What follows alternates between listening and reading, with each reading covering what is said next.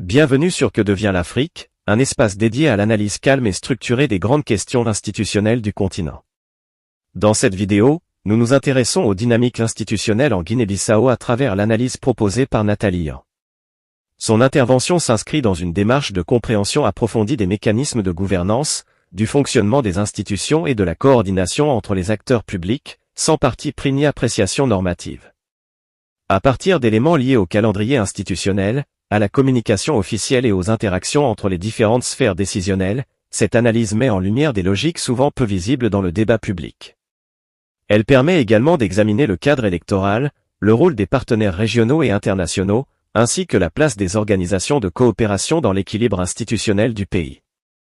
L'objectif est d'apporter des clés de lecture utiles, afin de mieux saisir les enjeux institutionnels en Guinée-Bissau et, plus largement, les défis de gouvernance en Afrique de l'Ouest. Où le tenant du pouvoir organise un coup d'État contre lui-même. Oui, ça existe. Et c'est même ce à quoi nous venons d'assister en Guinée-Bissau. Quel est l'intérêt d'un autoputsch? Pour avoir une réponse complète, il faudrait poser la question à Umaro Sissoko Embalo, le nouveau migrant qui est passé par le Sénégal avant d'aller chez son papa Sassou Nguesso à Brazzaville avant de continuer sur le Maroc. C'est lui l'auteur, compositeur, producteur, réalisateur, acteur de ce modèle un peu particulier de coup d'État qui est assez facile à identifier. C'est le pseudo renversé lui-même qui appelle toutes les rédactions des médias france-africains pour leur annoncer qu'il a fait l'objet d'un coup d'État avant même que les putschistes n'aient pris la parole.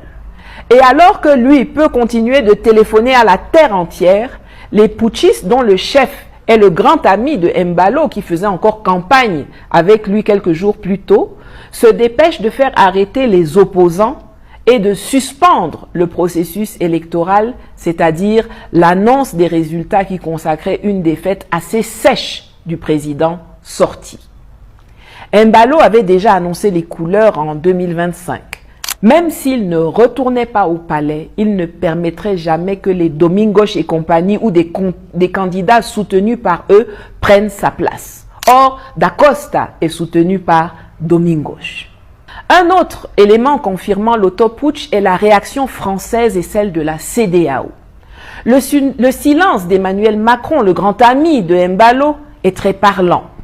Vous vous souvenez de son agitation et de ses cris d'orfraie quand Bazoum a été renversé? Or ici, nous sommes dans le motus et bouche cousue. Chut. Lui et ses valets de la CEDEAO n'ont pas menacé d'intervenir militairement ni mobiliser des troupes à cet effet. Les comptes de la Guinée-Bissau n'ont pas été saisis à la Banque centrale des États de l'Afrique de l'Ouest ou au Trésor français. Les transactions avec Bissau n'ont pas été interdites.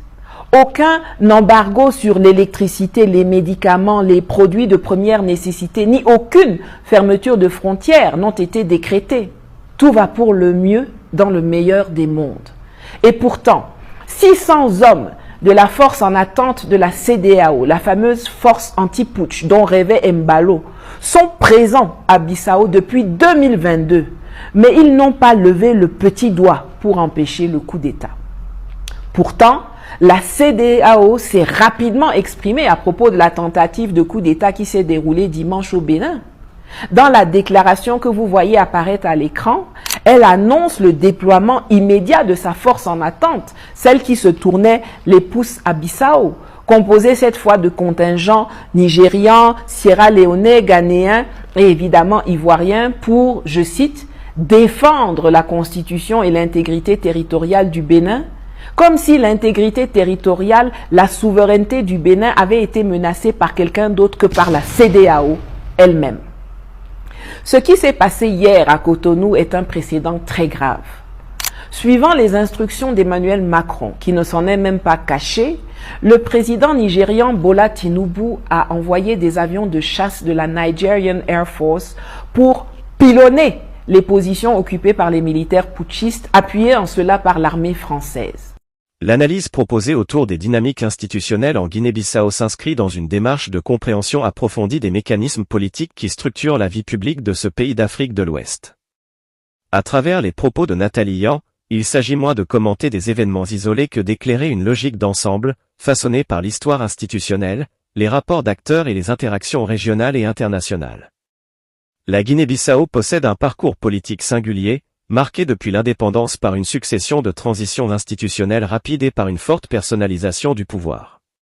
Dans ce contexte, les institutions ne fonctionnent pas toujours comme de simples cadres juridiques neutres, mais comme des espaces d'ajustement stratégique où chaque acteur cherche à préserver ses marges d'influence.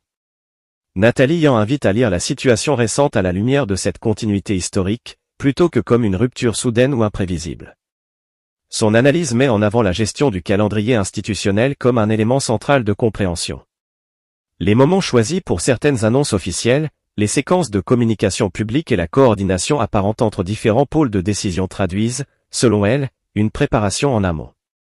Cette approche suggère que les dynamiques observées relèvent davantage d'une orchestration institutionnelle que d'une réaction improvisée à des circonstances extérieures. La synchronisation des messages diffusés par les autorités, la cohérence des positions affichées par certaines institutions et la rapidité des ajustements administratifs sont présentés comme des indicateurs d'une stratégie globale. Nathalie Yan souligne que, dans plusieurs contextes africains, ces éléments constituent des signaux faibles mais révélateurs, permettant de mieux comprendre les équilibres internes et les intentions des décideurs. L'analyse s'étend également au rôle du cadre électoral. Sans porter de jugement, elle rappelle que la maîtrise des étapes du processus institutionnel peut avoir un impact déterminant sur les rapports de force politiques. Les déclarations antérieures de responsables au sommet de l'État, évoquant la volonté de conserver une influence durable sur la trajectoire nationale, sont interprétées comme des éléments de contexte essentiels pour saisir la portée des décisions actuelles. Au-delà du cadre national, Nathalie Yan attire l'attention sur les réactions observées à l'échelle régionale et internationale. Elle met en lumière des différences de traitement entre plusieurs situations comparables en Afrique de l'Ouest, ce qui alimente une réflexion plus large sur la cohérence des principes affichés par certains partenaires extérieurs. La constance des références à la stabilité institutionnelle, à la gouvernance et au respect des cadres juridiques apparaît variable selon les contextes, ouvrant un débat légitime sur les critères réellement mobilisés. Le rôle des organisations régionales est également interrogé. Présentées comme des acteurs clés de l'architecture institutionnelle ouest-africaine, ces structures disposent théoriquement de leviers importants. Toutefois, Nathalie Yan invite à s'interroger sur leur marge de manœuvre effective, sur les paramètres qui guident leur prise de position et sur l'équilibre entre principes affichés et réalité diplomatique. Cette lecture analytique dépasse le seul cas de la Guinée-Bissau. Elle s'inscrit dans une réflexion plus large sur les défis institutionnels auxquels sont confrontés de nombreux États africains, consolidation des règles communes, prévisibilité des processus politiques, crédibilité des mécanismes régionaux et appropriation locale des normes de gouvernance. L'enjeu n'est pas de désigner des responsables, mais de comprendre les structures profondes qui influencent les trajectoires nationales. Dans cette perspective, l'Afrique de l'Ouest apparaît comme un espace en pleine recomposition, où les attentes des populations en matière de stabilité, de lisibilité institutionnelle et de développement se heurtent parfois à des pratiques héritées de l'histoire politique récente. Nathalie Yan propose ainsi une grille de lecture qui encourage les citoyens, les chercheurs et les décideurs à dépasser les récits simplifiés pour adopter une approche plus nuancée et informée. La réflexion se veut constructive. Elle appelle à un renforcement progressif des institutions, à une clarification des rôles des acteurs nationaux et régionaux, et à une plus grande cohérence dans l'application des principes de gouvernance. Cette démarche suppose un dialogue permanent entre États, organisations régionales et sociétés civiles, dans le respect des souverainetés et des réalités locales. En conclusion, l'analyse des dynamiques institutionnelles en Guinée-Bissau, telle que présentée par Nathalie Yan, invite à une prise de recul salutaire.